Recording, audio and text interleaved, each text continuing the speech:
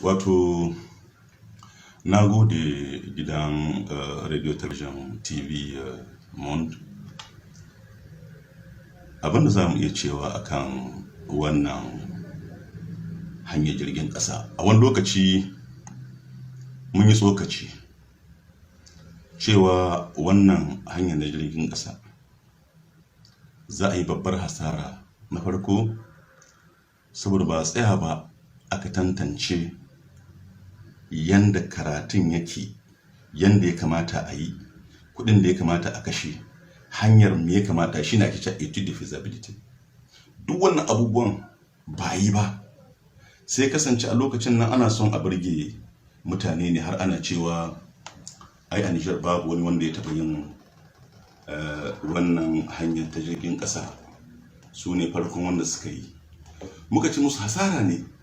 Wato, shi hanyar nan da ake na jirgin ƙasa a yanzu Nijar ba ta buƙatarsa, ba don komai ba, saboda bunmu da isasshen kuɗi, bunmu da kuma isasshen wato abubuwan da suka gamu da kansu don mu samu hanyar jirgin ƙasa ɗin nan.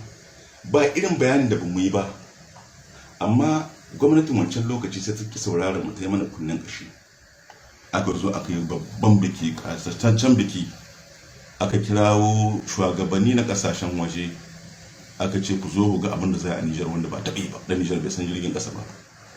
Lokacin da muke sukan wannan ko muke kawowa namu ra'ayi a sama, wasu shashe na magoya bayan wancan lokaci na wancan mulkin sai suka yi zaton kamar muna gwada adawa ne akan alkhairin da aka zo ne aka kawo Nijar shi.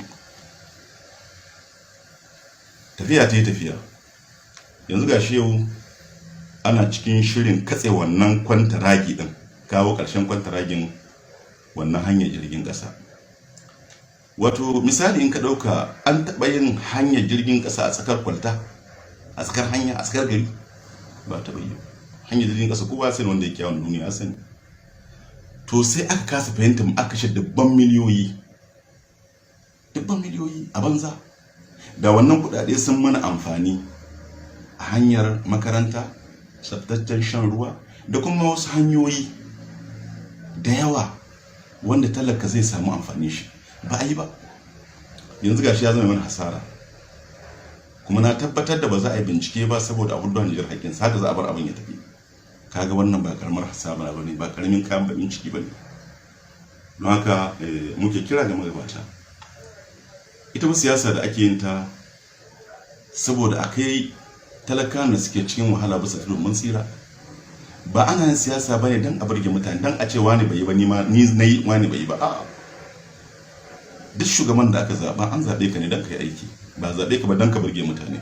Kuma an zaɓe ka ne don ka yi adalci, don ka yi gaskiya, don ka kyautata wa talakanka, don ka yi riƙon amana. To ba ka zo min don ka burge mutane. Shi yasa ya zama babban hasara a lokacin da muke faɗi aka kasa fahimtar mu. Yau ya zama babban hasara, ko muna jiran mu ga sakamakon wannan hasarar